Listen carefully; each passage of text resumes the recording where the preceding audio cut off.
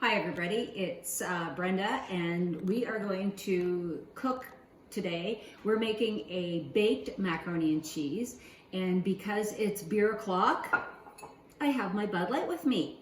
So today the original recipe is Alton Brown's macaroni and cheese. It's baked and you'll find it online. I just wanted to let you know that he calls for a half a pound of macaroni, which this box of macaroni is just under a pound. So we're going to do the whole box, and we're just kind of, tweaking the recipe as we go. It's kind of what I do. The recipe itself doesn't call for bacon, but in my family, we have to add bacon because God forbid, should something not have meat in it, right? So the recipe itself calls for, of course, macaroni, onions, which I've pre-diced because I didn't want you to see me cry on TV, bacon, eggs as the binder, bay leaf. This I happen to have, crazy enough, a fresh bay leaf, but you can use dried bay leaf. Butter, you can use margarine, and a block of sharp cheddar cheese. We're using the Balderson Old, extra old I think it is. It's like a 4-year-old cheddar. My family really likes that stinky foot smell cheddar. Anyways, so you can use whatever kind of cheeses you like, but don't use the pre-shredded cheddar because it does have a chemical on it to prevent the cheese from sticking together in the packaging. So you do have to shred your own cheddar. We did shred our own cheddar. We have the injuries to prove it. Brooklyn has the same injury. She did the majority of the shredding, and then I took over and got the same injury. So we're going to do this, and I'm going to show you how I make the bacon bits in our family. Everybody seems to love them. It looks like our macaroni water is boiling. So I'm going to bring you over to my stove here, and it's not quite at a rolling boil yet, but what you want whenever you're making pasta is you want your water to taste like the sea, so or the ocean, whatever it is. So when it comes back to a rolling boil, we're going to put the mac in, and then we're going to continue on.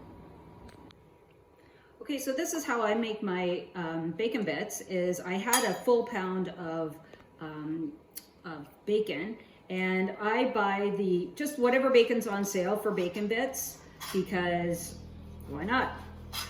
And of course, you're keeping your, I should have sharpened my knife before this. Anyways, so you want to keep your fingers away, of course, always keep them tucked in. And yeah, that's basically what we're doing here, is just cutting them into small pieces. And I've already got my pan on the stove heating, because you want your pan nice and hot before you start to heat. And then these are all going to go over here, and I probably won't use the whole pound of bacon in it, but whatever we have left. See, look, a dog hair. We live with dogs, but it's my family, so it doesn't matter. Whatever we have left, we'll just use in the salad, or Bob and Brooklyn will put it in their breakfast tomorrow morning. So, okay, bacon's on. Let's keep cooking. Just while we're waiting for our bacon to get crispy, I wanted to comment on my apron. This is a handmade apron, I should say. It was my 50th birthday gift from my good friend Val. Hey Val! And it does say Pretty Brenda. It says that because I used to make the kids, when I worked at the co-op, I used to make all the kids call me Pretty Brenda, and then they'd get extra suckers. So that's where my apron came from, and I wear it all the time. You can tell because it's stained, it's faded now, but it is by far my most favorite apron. So yeah, if you're a sewer, make your favorite people in your world an apron, because we love it. And those of us who can't sew, yeah, well, we appreciate it. Okay, so the macaroni is just a little undercooked, or what they would call al dente, which is perfect. So I'm gonna take it off, I'm gonna strain it really quickly. And I'm just gonna show you where the bacon's at. I'm gonna turn this off now. It's nice and crispy and cooked, so this is what you're looking for. So I'm gonna take that out, and we're gonna strain that all off and get rid of the grease. We don't throw the grease out. We actually pour it on the dog food, which we'll show you a video of that later. Okay, we are going to make the white sauce, or the roux that goes, that's gonna bind all of this together. So right now we are gonna start by putting the butter in, and the recipe calls for, you know, roughly, well, 3. We're gonna do 5 because that's what we're roughly basing this on. So we start with melting the butter. You wanna have all of your stuff on hand and everything at room temperature. So the butter, the onions, the milk, everything is at room temperature, or it's not gonna combine properly. And this is something that you cannot rush, guys. If you rush, or if you walk away from this, it's just not gonna work out for you. So we're gonna wait. The butter's gonna melt here for us, and then we're gonna add our flour here in a second. I'll throw one more pat of butter in there. Sorry if that squirted out, Brooke. Now I'm on a medium-high heat here. As soon as this is melted, I'm going to add my flour and my mustard powder. So I've got about 6 tablespoons of flour, and I'm going to add about 6 tablespoons of white flour, and I'm just going to keep that stirring. You got to keep it moving, and I'm going to add. You know, you want to measure this, but I'm doing it by eye, so I'm throwing in a couple tablespoons of dry mustard, the powdered mustard. I almost said mushroom. Ooh, throwing some magic mushrooms. I would add a little zip to it. No kidding. Okay, so there's the flour, the mustard, and the butter. And you want to keep this moving. You have to keep stirring it. You've got to keep cooking this, because if you don't keep cooking this, you're going to get a really gritty, floury taste in your sauce. So you want to keep it moving, put it on kind of a lower heat. Don't walk away. That noise that you hear in the background is my oven. It gears up and down. So you want to do this for probably closer to 5 minutes or so. Okay, so this is approximately what you're looking for. It almost looks like peanut butter now. So then there should be almost a nuttiness to it. So we're pouring in the whole milk. Whoa, that's warm.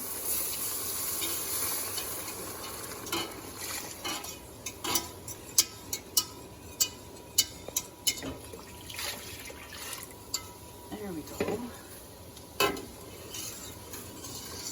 Now it does call for you to throw in the onions raw, but I just threw the onions back into the bacon pan here just really quickly. My family's not huge, other than Brooklyn, on their taste of raw onion. So I am just gonna saute them just to give them a little bit of that beautiful cooked onion flavor that you get. So now we're going to keep stirring that, and while that's cooking, you want to again keep stirring, and this is when we're going to put in some paprika and some salt and pepper, and check your recipe. I eyeball it. I've been doing this for too many damn years not to eyeball things. I'm also going to salt and pepper my onions here. just eyeballing them again. If you're not comfortable with eyeballing it, then check the recipe and it'll give you how much to add. I'm also going to add some paprika. So I'm going to put in about a teaspoon of the paprika because we're doubling the recipe. So the recipe itself called for half a teaspoon. I just put in approximately a teaspoon. Paprika gives it a nice smoky kind of a flavor. So between the bacon and the paprika, we're going to get a really nice smokiness. Now this is going to thicken as it cooks, and then we are going to add the cheese. We are also going to throw in the bay leaf now. We're going to let this cook. We're going to let it simmer. So turn down your stove, your oven to a simmer. We'll let it simmer for about 10 minutes roughly, just to get those flavors nicely mingled. Let that bay leaf sit nice, and I'm just going to babysit my onions for a few minutes before I throw them in. Then I'm going to combine them, and and we're going to add some cheese. So now we're going to take the bay leaf out. It's been about 10 minutes or so, and this has just been getting nice and thick for us. And now I'm going to temper the eggs, which is something that can be daunting for some people, me included. So that's all I'm going to do is I'm going to take a little bit of our warm sauce here, and I'm going to just keep stirring my eggs, and I like to drop it kind of from a height, and I'm just going to keep pouring, keep pouring, keep pouring, a little bit more, keep pouring, keep pouring, keep pouring. It's just so the eggs don't scramble when I introduce it back into, and I hate wasting sauce, so that's, shout out to my German heritage there. So it's just, sorry, I interrupted myself. It's so the eggs don't scramble when you put them back in here. And again, you're just doing it slowly. I'm trying to do it so the camera can see it. Nobody wants to eat scrambled eggs in their mac and cheese. So there we go. And whether you're making mac and cheese or whether you're making a beautiful lemon curd for a tart or something like that, that's basically how you do it. I've incorporated the onions that I sauteed a little bit in here. And now we're going to add the bacon back in, and you know what, we're gonna put it all in because we all know bacon makes everything better. And after we cooked it all up, there really wasn't that much bacon, of course. And I'm gonna put in almost all of the cheese. We're gonna save a little bit on top to spread out on top. And now I'm just going to keep stirring this so it's all incorporated and all really nicely melted for us. It's going to start melting pretty quickly because it's still nice and warm. And that's going to give us a beautiful, nice, sharp, cheesy flavor that everybody loves. Okay, at this point, before you put your macaroni in, because the macaroni is very bland, you want to taste test to see if it needs any more salt or pepper. Nope, it's pretty good. You kind of taste test as you go. So now I'm going to put the macaroni in. The sauce itself, goodness, I can't even speak anymore, has kind of a unique texture. So you want to make sure that you cook it long enough so it does smooth down that texture, that what you're tasting is the cheese melting. All right, there it goes. Look at that. Yummy. I don't really care for macaroni and cheese, but I think this might be pretty good. Look at all that. We need a drink. Cheers, we got this far. Awesome, we're doing good. Okay, now we are going to pour this. Oh, well, it's gonna make some noise here. We're gonna pour this into our dish. Woo, that's warm.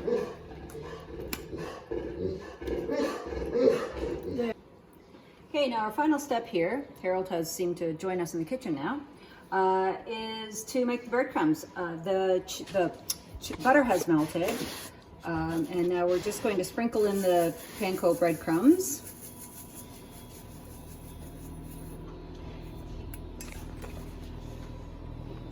And we're just going to let that saute around a little bit.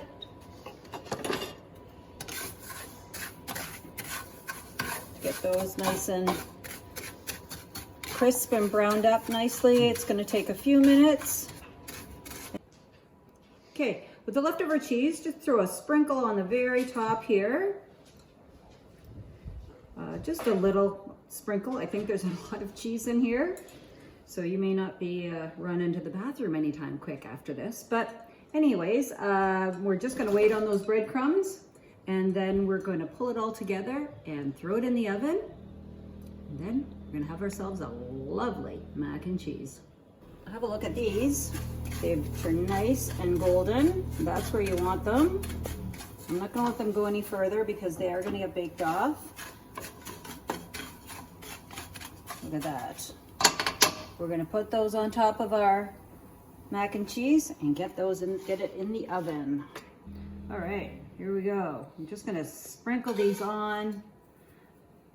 Kind of forgot about the breadcrumbs, so I don't have a whole lot, but that's okay. We just deal with it. That's the beauty of cooking. It doesn't have to be an exact science. It's not baking. Baking, it's a little more exact. Here we go. Good enough. Good enough. Here we go. Hot pot. Okay. It's going in a 350 oven. Let's move it out of the way. And we are going to bake this baby off for, let me check the recipe, 30 minutes. All right, timer just went off. This is coming out. Please excuse my oven. Look at that, everybody. Whoop, whoop, whoop. So this is our very first recipe, guys. We made mac and cheese together. I hope you enjoyed it. We did. Patience, please. This was our very first post. I know there was a million mistakes that I made, and I said so, and I stumbled and I babbled a lot. I'll try to get better. Please be patient. Stay safe, everybody. Happy cooking. And like, you know, Ellen says be kind, but I want to end all of mine with, please do an act of random kindness. Thanks. Stay safe.